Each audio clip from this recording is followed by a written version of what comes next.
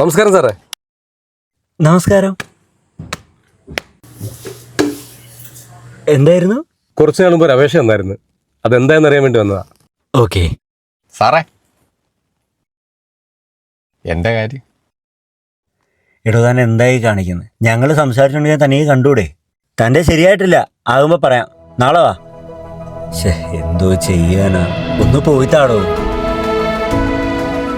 രാവിലെ മൂട് കളയാനായിട്ട്. പേരെന്തായിരുന്നു? സുബേർ.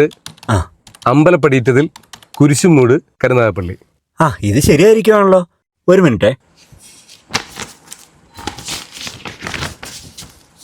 ദാ സുബേറെ,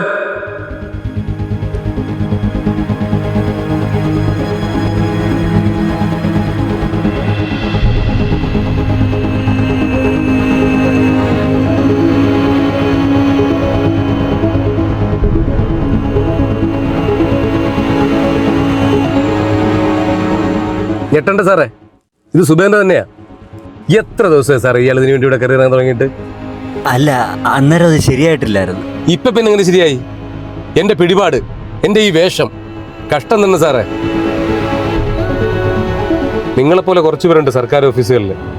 പിടിപാടുള്ളവരെയും പണക്കാരെയും കണ്ടു കഴിഞ്ഞാൽ ഓശാനിച്ച് നിന്ന് എന്ത് സാധിച്ചു കൊടുക്കും. പാവപ്പെട്ടവരെയും കൂലിപ്പണിക്കാരെയും കണ്ടാൽ നിങ്ങൾ കൈത്തം. ഇതിനു വേണ്ടി നടന്നിട്ട് എത്ര ദിവസമായി ഇയാൾ ജോലിക്ക് പോയിട്ട് നിങ്ങൾക്കറിയാവോ? ഇയാളുടെ വീട് കഴിയുന്ന എങ്ങനെ നിങ്ങൾക്കറിയാവോ? ഇവരോടൊക്കെ ഇങ്ങനെ പെരുമാറുമ്പോൾ സാറിന് എന്ത് മനസ്സുഖം സാറേ കിട്ടുന്നത്? ഇത്രയൊക്കെ ആയ സ്ഥിതിക്ക് എനിക്കൊരു കാര്യം പറയാനുണ്ട്. എൻ്റെ പേര് ശിവപ്രസാദ്.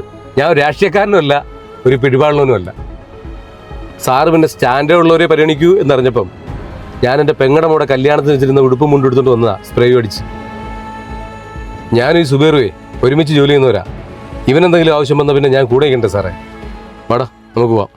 അളിയ ഒരു മിനിറ്റ് സാറേ, ഇതുപോലുള്ള ആവശ്യമായിട്ട് സാറിൻ്റെ മുന്നിൽ വരുന്നവരെ പണക്കാരനെന്നോ പാവപ്പെട്ടവനെന്നോ കാണാതെ അവരെ മനുഷ്യരായിട്ട് കാണും സാറേ.